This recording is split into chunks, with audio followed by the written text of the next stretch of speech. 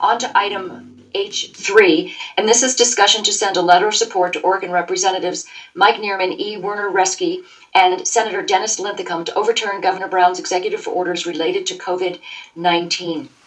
At this point, my understanding is there are 4 states that are in the process of or will soon be filing bills to limit governors' powers over state legislatures. One of the questions that I've gotten as a commissioner is, how is it that these particular mandates, executive orders, and what some people are considering arbitrary closures of certain businesses, how is that allowed to be without any legislative input? And that's been a question I've struggled with too, that typically, our form of government has various branches for checks and balances so that you have the elected representatives in addition to the governor weighing in on different decisions. And the legislature hasn't had any input on these. It's been coming up on, we're 10 months into this, and you're getting the emails and I'm getting the emails from people who are just desperate for some kind of help. So the reason I brought this to the board is as a statement of support for our businesses, and also to basically say to the governor's office, we'd like a little bit of legislative input, and one way to do that is through a suit. So I'll just open it up for. Essentially, what I saw was what I read in the defendant's motion for summary judgment was the same thing that came to mind. Was you're part of the legislature. The legislature has met 3 times already, and with the opportunity to present legislation that limits the governor's power. And if you didn't get the legislation that you wanted, which I don't know if they introduced a bill or not, but if you didn't get it, suing the governor is typically not the route to go. Thank you for that, Commissioner. I appreciate that. Commissioner Berschauer, any thoughts?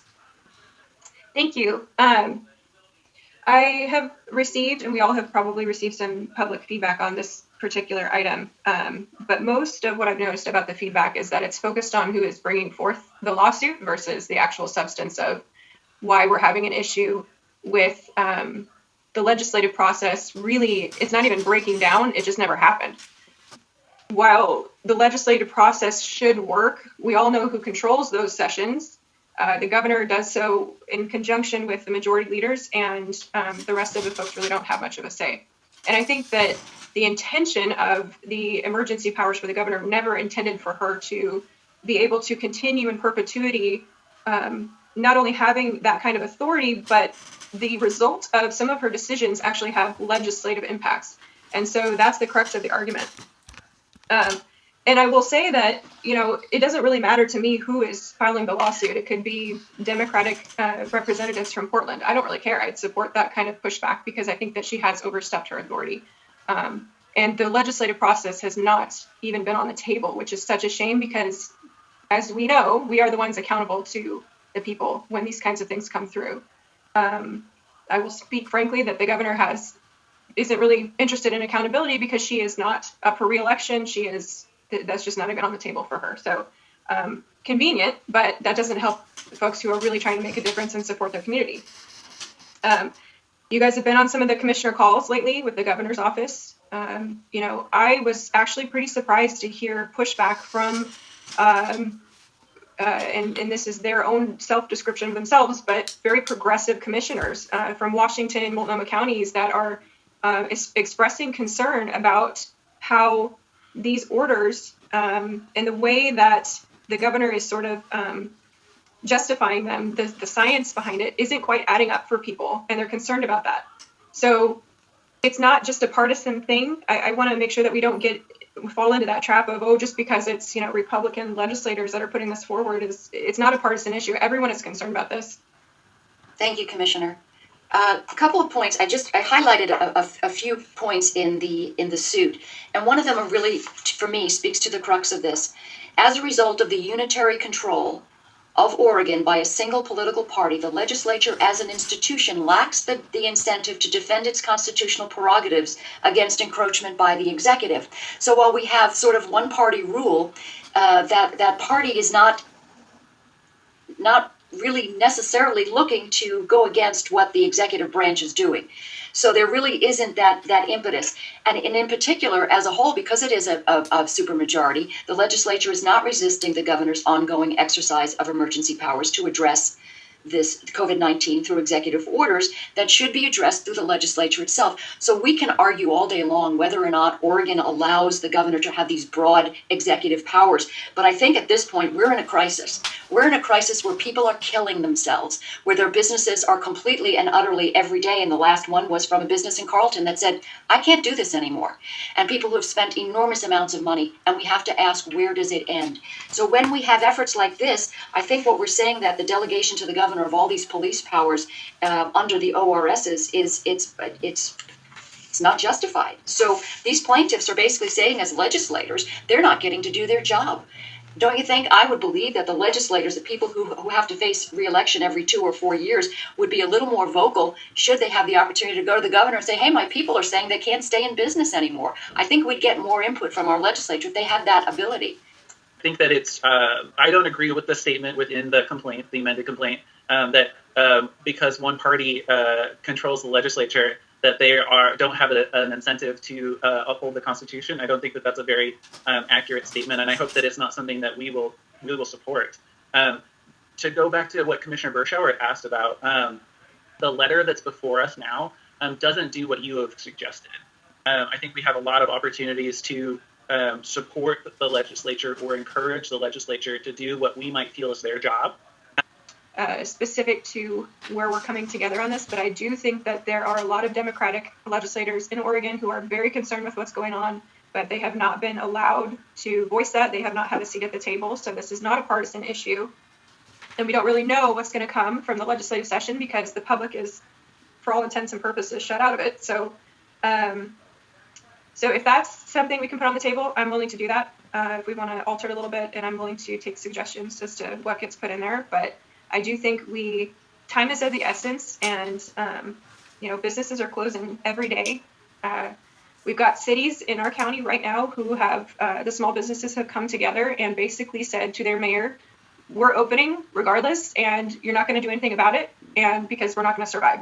So we're in a state of crisis within our own county, and I do think that we need to continue to push hard against this. In your estimation, would be more palatable, but still, as Commissioner Berschauer pointed out, really is strong because we're not at the point. This is time for us to be bold, and we're not getting anywhere. How many letters have we written to the governor? How many letters have we written? And please, and everybody else has written letters, and organizations have written letters, and we've gotten nowhere. And it's easy for us to sit here because we're going to get a paycheck tomorrow. So I'm of the mind that we really don't have a lot of time to finesse types of pleas to the governor. She's not been responsive. What would you recommend we do, Commissioner Kula? I so appreciate that because it acknowledges me while also putting me in the hot seat.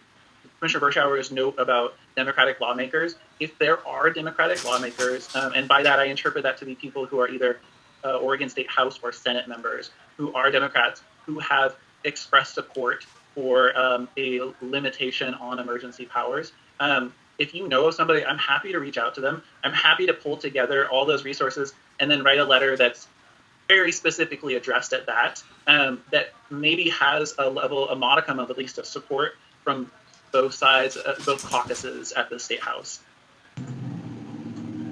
Thank you. That was a long answer, sorry. Thank you for that. Couple things come to mind.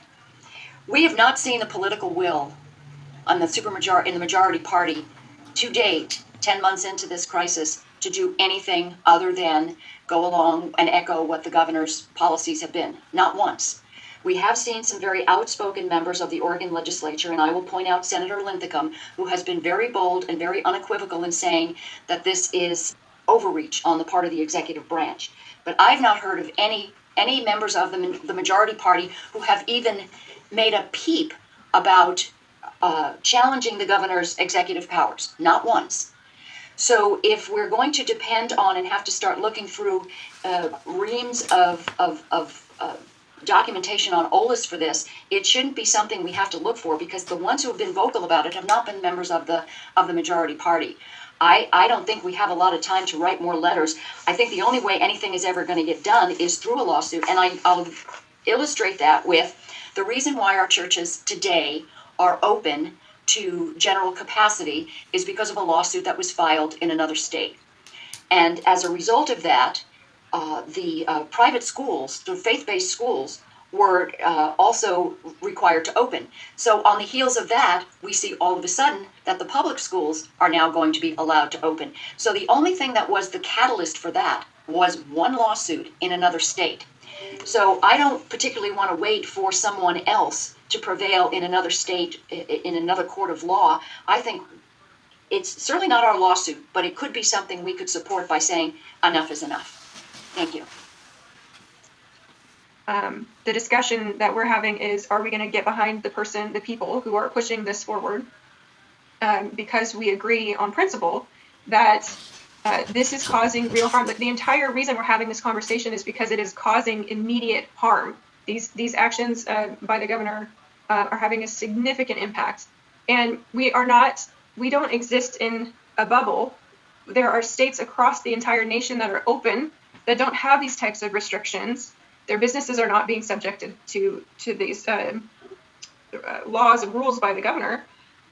And so I go back to the fact that this is not making sense to most people. And they are questioning what's happening and why we're not pushing back and actually demanding answers. And I have sent emails after emails to the governor's staff asking for the data that supports some of these shutdown restrictions, the metrics around it. I haven't received anything.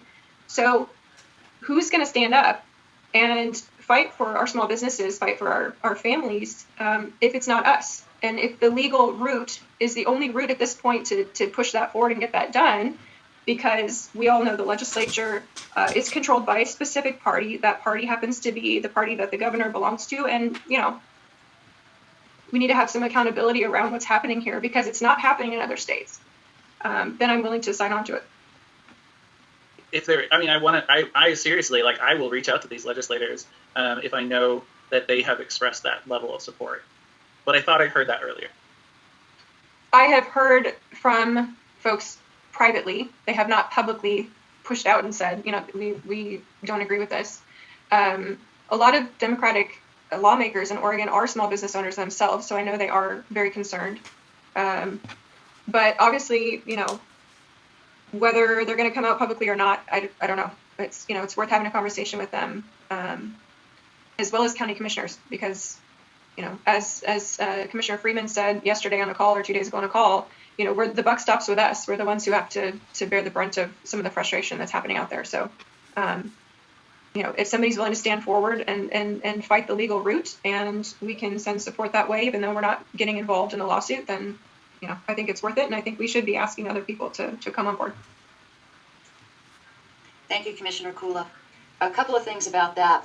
We all know that the minority party doesn't stand a chance in bills that they particularly want to advance. We've seen it with a number of bills in the past. We've seen our minority party walk out to keep certain what they consider very ominous legislative actions from becoming law. I think that for us to say that unless and until we can see proof that they've gone through the legislative process to deal with this, we won't support any action which pushes back on executive branch overreach, doesn't address the fact that we're dealing with an extremely critical issue, and that the only way for us to handle that at this point, I believe, is through judicial action. And we know that the legislative process is going to take months and months and months that our businesses just don't have. And so at this point, the only thing that I would do is ask for an amendment to item H3 that says discussion to send a letter of support to Oregon Representatives Mike Neerman, E. Werner Reske, Senator Dennis Linthicum to overturn Governor Brown's executive orders related to COVID-19. That should also include a letter to the governor and to the council to the governor, which I believe I can send those particular names. Council for this particular action.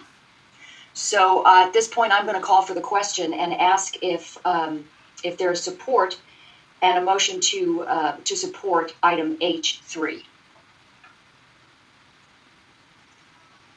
Just really quickly, Commissioners, I apologize for interruption, and I know you're looking for a motion.